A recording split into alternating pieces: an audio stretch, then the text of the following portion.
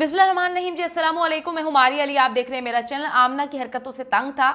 नया घर शिफ्ट करने की वजह जो है आमना के शौहर फरहान ने बता दी कि क्या वजूहात थी जिसके बिना पर हमने जो है वो घर को शिफ्ट किया। तुम मुझे व्हाट्सएप पे कॉल किया करो जब घर के बाहर आते हो, तो डोर बेल किसी सूरत तुमने नहीं बजानी। आमना ने डिलीवरी बॉय को आखिर घर की बेल बजाने से मना क्यों किया था? घर में अक्सर लड़ाई झगड़े होते थे, ना दिन देखते थे ना रात देखते थे, हर वक्त लड़ाई होती थी, हर वक्त ये लड़ते थे। 23 अगस्त की रात को भी हम यही समझे कि इनकी मामूल के मुताबिक लड़ाई हो रही है। मोहल्ले वालों ने भी जुबान खोल दी है। आमना के जी घर से बाहर जाने पर पाबंदी क्यों थी?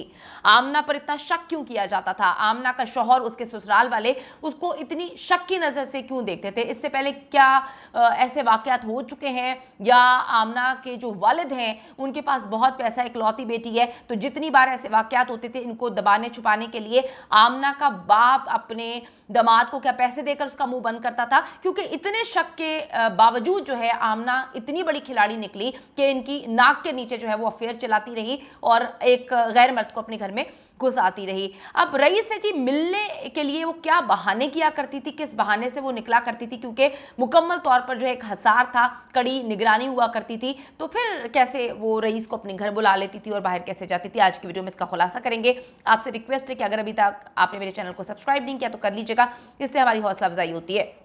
डिलीवरी बॉय रईस का केस हर गुजरते दिन के साथ जो है वो एक नई कहानी लेकर आ रहा है, क्योंकि जो दोनों मियाँ बीवी हैं वो इतने खतरनाक हैं कि कत्ल करने के बाद पूरी दुनिया के पास जो है वो वीडियोस मौजूद हैं। सबने वो वीडियोस देखी जिसमें ये दरिंदा जो है कहता है कि मैंने गैरत के नाम पे कत्ल कर दिया, एकदम से यू टर्न लेता है और एकदम से जो है कहानी कहीं और मोड़ देता है। डिलीवरी बॉय रईस के केस में जी पुलिस के हाथ कुछ नए सबूत भी लगे हैं। इसके बाद केस का रुख तब्दील हो जाएगा अगर पुलिस जो है पैसे नहीं खाती, क्योंकि पैसा बड़ा फेंका जा रहा है, और अगर पुलिस सही से काम करती है, जो कि लगता नहीं है।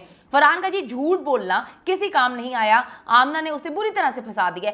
इस तरह की खवातीन अगर किसी की जिंदगी में आ जाए, यानी कि अगर आपकी बेटी हो इस तरह की खातून, तब भी ज़िंदगी बर्बाद है, भाई की ज़िंदगी भी बर्बाद है, और शौहर अगर हो तो डेफिनेटली उसकी ज़िंदगी भी बर्बाद है। आमना ने जी मुतादिद घर तबाह किए हैं, मुतादिद लोगों की ज़िंदगी बर्बाद की है, उसके अपने बच्चे बर्बाद हो गए हैं। क्या कहेंगे बड़े होके कि मैं, हमारी माँ का जो है अफेयर था, उसके बाद बाप ने कत्ल कर दिया जिसके साथ चक्कर था। मतलब कितना गंदा इम्पैक्ट पड़ेगा बच्चों की ज़िंदगी पे।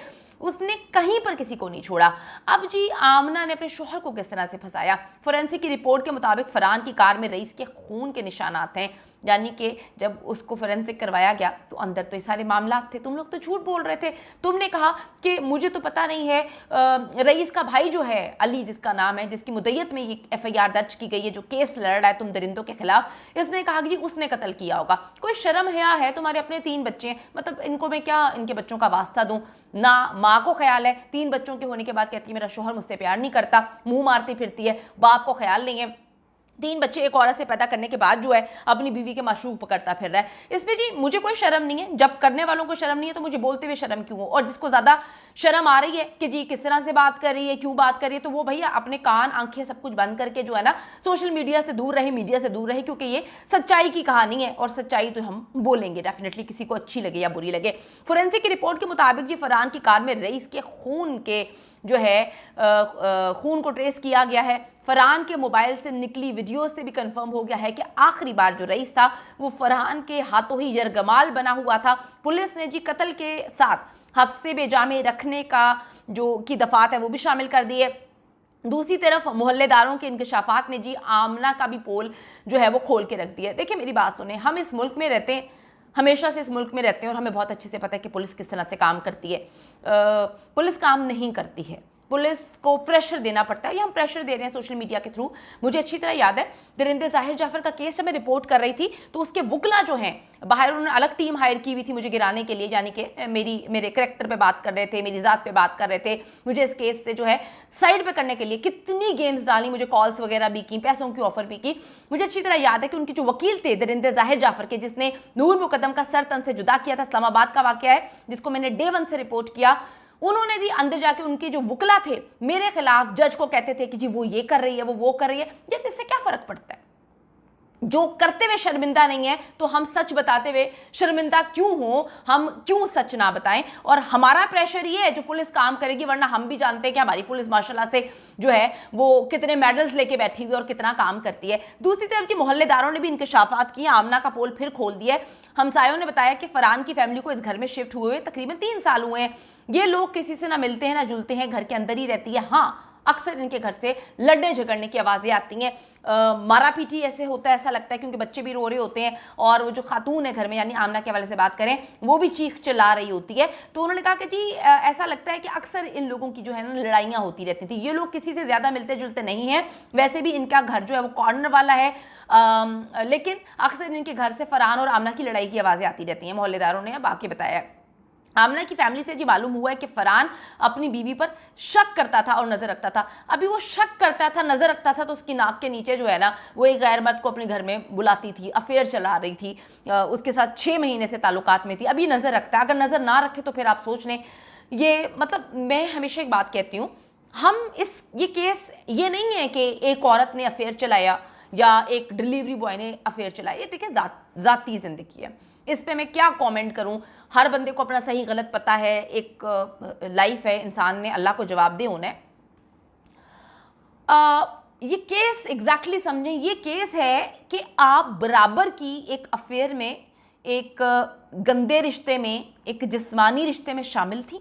उसके बाद आप अपने मियाँ के साथ उस बंदे की ज़िंदगी का, जान का सौदा करती हैं अपने आप को बचाने के लिए और उसको बली का बकरा बना देती हैं। यानी कि 2 बंदे अफेयर चला रहे हैं, आप अपने शोहर को धोखा दे रही हैं, लेकिन आप अपने शोहर के साथ डील कर लेती हैं। पता नहीं आपका शोहर आपके पास आपके शोहर के कौन से राज हैं जो वो आप ही के साथ मिलकर प्लानिंग कर रहा है, आप ही के बॉयफ्रेंड को कत्ल करने का। तो आप ये देखें कि ये केस आपको समझने की ज़रूरत है। ये केस आमना के अफेयर्स का नहीं है, ये केस है एक ब्रूटल मर्डर का, जहां पर ना सिर्फ दर्दनाक मौत दी, आंखें निकाल दी हैं। यार खुदा से इंसान को डरना चाहिए।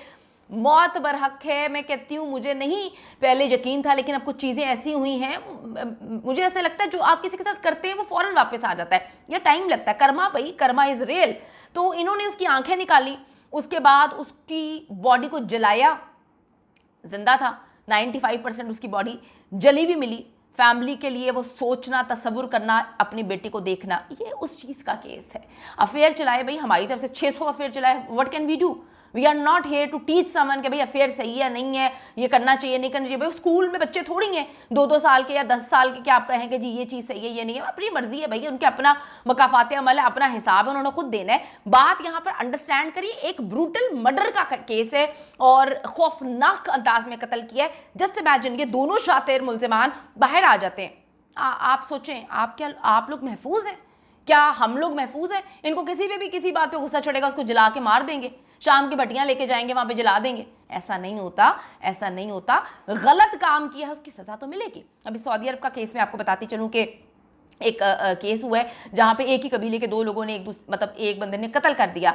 उसके बाद उन्होंने बड़ी कोशिश की कि जी हम दियत दे दें, सुलह कर लें, लेकिन पूरे सऊदी अरब ने प्रेशराइज किया उस फैमिली को कि माफ़ कर दे, माफ़ कर दे। उन्होंने माफ़ नहीं किया। आज से 3 दिन पहले सऊदी कानून के मुताबिक उस कातिल का सर तन से जुदा कर दिया है। अभी उसको हीरो बना के पेश करें, अब जो मर्जी करते रहें। यार सजा होती है, एक ब्रूटल मर्डर की सजा जो है वो मिलेगी। आप जो मर्जी करें, मुझे गलत कहें, मुझे कोई फर्क नहीं पड़ता भाई। मैं कोई अभी से नहीं हूँ, मुझे सदियां गुजर गई हैं इस फील्ड में। पाकिस्तान से बाहर मैंने बहुत काम किया, मुझे फर्क नहीं पड़ता।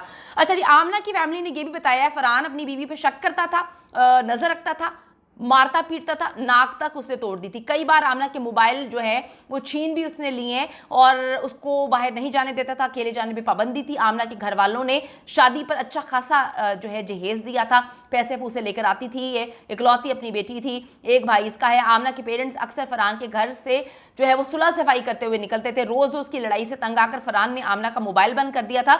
घर में एक मोबाइल रखा हुआ था जहां पर उसने डिलीवरी बॉय के साथ ही जो वो आता था वही मर्द उसको मिला, उसने उसी के साथ चक्कर चलाना शुरू कर दिया। ये आमना का पर्सनल नंबर नहीं है, आमना पूरी खिलाड़ी है।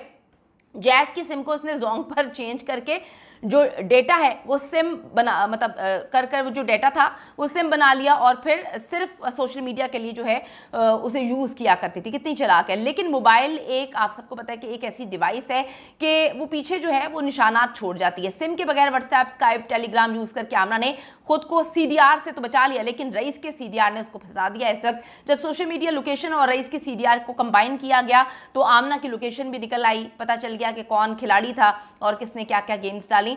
डिलीट शुदा चैट्स, वीडियोस और पिक्चर्स से भी बहुत सारी चीज़ें साबित होती हैं। आमना और रईस 3 महीने से रिलेशनशिप में थे, 6 महीने से जो है इनकी बातचीत चल रही थी। फरहान को गुस्सा इस बात पर आया कि जी इतनी सख्ती के बावजूद भी ये औरत गेम डाल गई। तो भाई अगर तुम्हारी औरत को गेम डालने का शौक था कि उसको जो भी मिले उसके साथ स्टार्ट हो जाती थी, उसको एक डिलीवरी वो मंगवाती थी, इसी चीज़ की उसको इजाज़त थी, उसने उसके साथ भी चक्कर चला लिया, तो भाई ऐसी औरत को या ऐसे इंसान को आपको रखने की क्या ज़रूरत है? आप उसको तलाक दे देते, बात ख़त्म हो जाती। आपने पकड़ के कहा कि जी उसके आशिक को मार देता हूँ, उसके तो पता नहीं कितने आशिक होंगे, आज वो छूट जाएगी क्योंकि अफेयर चलाने पर कोई केस नहीं बनता, ठीक है, उसको बेल भी मिल जाएगी। आपकी ज़िंदगी तबाह हो गई फरहान साहब, आपकी ज़िंदगी तबाह हो गई। आप उस औरत को जो कह रहे हैं ना मेरी बीवी बहुत जो है पाकीज़ा है, तो उसकी पाकीज़ा होने के झंडे जो है ना वो पूरी दुनिया में लग चुके हैं। तो कुछ खुदा का खौफ करें, आपने कितना हॉरिबल क्राइम किया है।